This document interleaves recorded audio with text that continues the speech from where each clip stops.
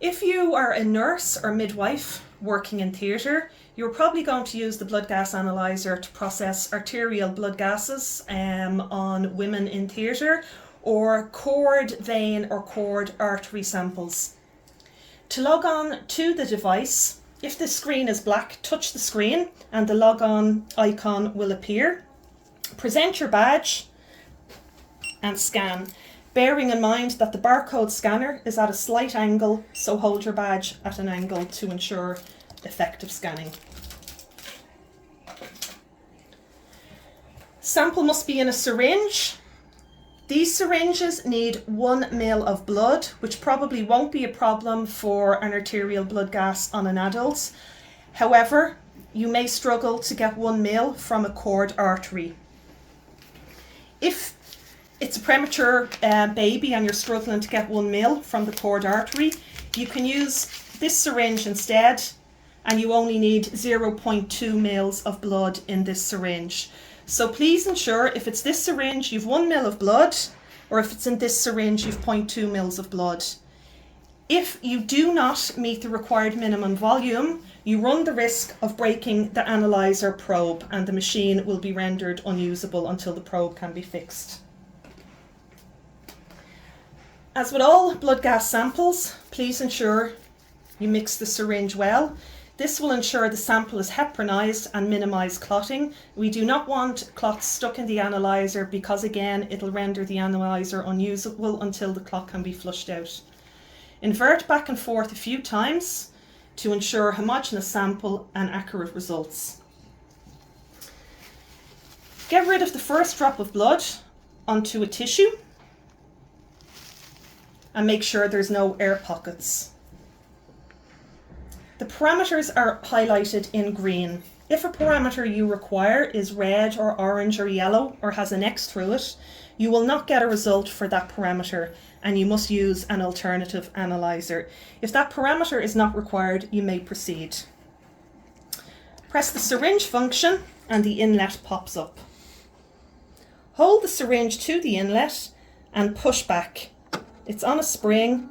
When it stops, allow the sample to aspirate. When you hear the second bleep, remove the syringe. If you remove the syringe too quickly, you will get an aspiration error.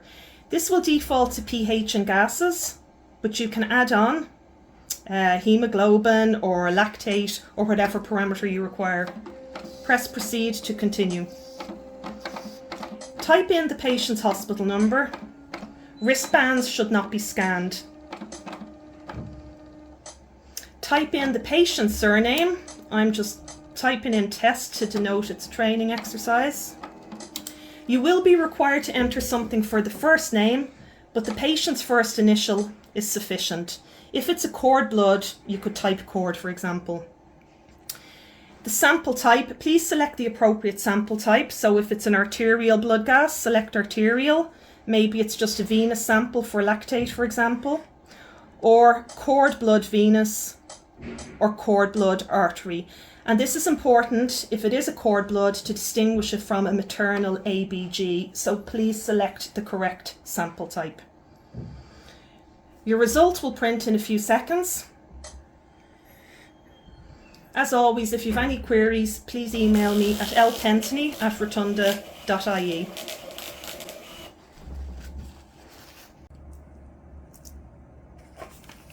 Please ensure that when your results print, that they are scanned into the patient chart and typed into the patient chart also.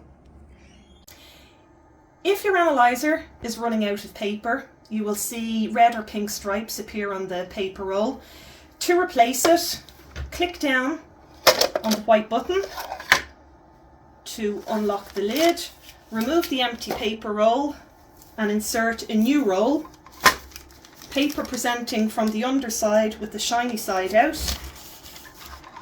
Close the lid and press down on each side where the arrows are, and your paper is now replaced. There should always be spare roll by your analyzer at all times. Please remember the following key points. Blood gas analyzers are located as follows: 2 in delivery suite, 2 in NICU, 1 in theatre in the recovery room, one on the gynae ward, one on postnatal, and one in ER. Never share your badge access with other users. All actions are traceable back to your ID. Please always enter the correct patient MRN to the device. This is mandatory. Result interpretation is the responsibility of the caregiver. For any tests that can be repeated in the main lab, for example, hemoglobin, sodium, potassium, bilirubin, etc., action should not be taken solely on the point of care result without confirming in the lab first. For any queries, please contact me by email, lpensney@rotunda.ie.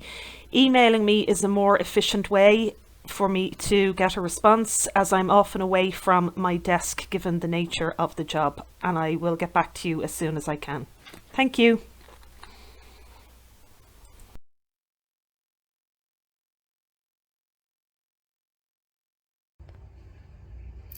Moodle is checked periodically for training completion. Access to the device is usually granted within 1 or 2 days of you having completed your training. However, during busy periods, or if I am on annual leave or out of office, for example, there may be a delay in having your access activated. Please be patient. Any queries in email to lpensney@rotunda.ie.